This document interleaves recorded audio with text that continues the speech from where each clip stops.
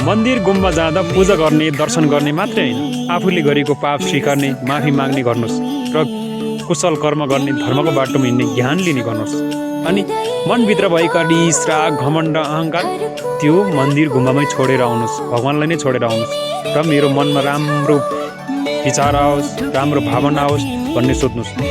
त्यो रिस, राग, घमण्ड, अहङ्कारले चाहिँ असत्यलाई सत्य देखाउने, नराम्रोलाई राम्रो देखाउने, राम्रोलाई नराम्रो देखाउने, अनावश्यक रिस उठ्ने गराउने, दुःख दिने मात्रै गराउँछ।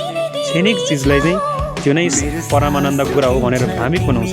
त्यसैले गर्दा त्यो चिज चाहिँ तपाईँले नबिर्सिकन मन्दिरमा छोडेर आउनुहोस् र ज्ञान लिएर सत्यको बाटो, धर्मको बाटोमा हिँड्ने गर्नुहोस्। सबै प्राणीलाई दया, माया, करुणाले हेर्ने गर्नुहोस्। जसरी तपाईँलाई पीडा हुन्छ त्यसरी नै अरू प्राणीलाई पीडा हुन्छ, चाहे तनबाट होस्, मनबाट होस्, वचनबाट होस्।